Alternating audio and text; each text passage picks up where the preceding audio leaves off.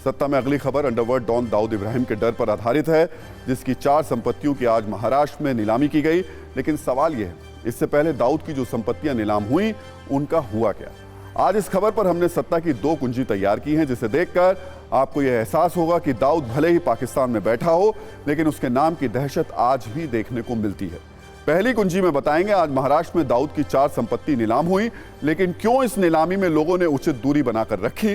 जबकि दूसरी कुंजी में आपको बताएंगे कैसे आज तक दाऊद की संपत्ति खरीदने वाले पुराने खरीदारों को ही कब्जा नहीं मिला है, लेकिन डी कंपनी से धमकियां जरूर मिलती रहीं। सबसे पहले बात महाराष्ट्र के रत्नागिरी में मौजूद डॉन दाऊद की उन संपत्तियों की जिनकी आज नीलामी की गई थी। आज महाराष्ट्र में डॉन दाऊद इब्राहिम के 4 खेतों की नीलामी होनी थी, लेकिन बड़ी बात यह रही कि इसमें से 2 प्रॉपर्टी के लिए किसी ने बोली लगाई ही नहीं, जबकि बाकी जो 2 खेत बिके उसके लिए भी सिर्फ 7 खरीदारों ने ही हिस्सा लिया और उसे खरीदने के लिए बोली लगाई।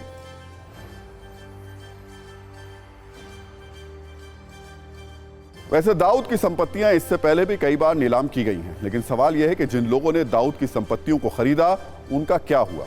क्या आज तक उन्हें वो संपत्ति मिल पाई? इसका जवाब जानने के लिए आज आपको दिल्ली के एक वकील अजय श्रीवास्तव को सुनना चाहिए, जिन्होंने वर्ष 2001 में मुंबई के नागपाड़ा में दाऊद की संपत्ति खरीदी थी।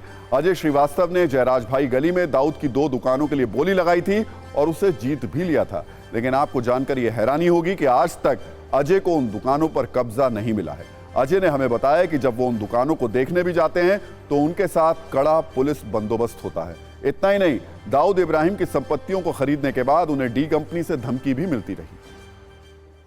इंडस्ट्रियल गाला था जो दाऊद इब्राहिम की बहन के पोजीशन में था तारदेव में, तो उसकी मैंने बिड लगाई और क्योंकि मेरे अलावा कोई था नहीं तो वो बिड मुझे ही मिली। लेकिन उसका पोजीशन गवर्नमेंट ने हमें ऑफर नहीं किया था। उसका था कि as is where is basis पर है और ऑक्यूपाइड है, और ऑक्यूपाइड भी है दाऊद इब्राहिम के थ्रू, उसकी बहन के पास है, तो लड़ना मुश्किल था, पोजीशन लेना मुश्किल था।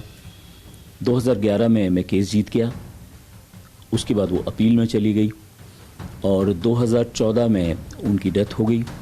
फिर उसके जो बच्चे थे वो उसमें कानूनी वारिस बन के सामने आए और 2021 में मैं फिर केस जीत गया। लेकिन उसके बावजूद भी जो उनकी फैमिली के और वारिस थे वो सभी लोग हाई कोर्ट चले गए और आज हाई कोर्ट में केस पेंडिंग है। देखिए, धमकी तो मुझे डे फर्स्ट से ही मिली, जब मैंने बिड में गया ही था और सेकंड थर्ड डे ही मुझे धमकी मिल गई थी।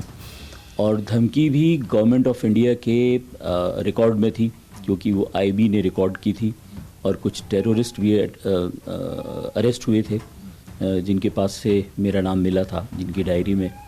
तो उसके बाद फिर बहुत एक लंबी लड़ाई चलती रही। हर सिटी में, हर स्टेट में उसके लोग हैं, आईएसआई के एजेंट हैं, है ना। उनसे बचना, अपने आप को हिफाजत से रखना आसान नहीं था।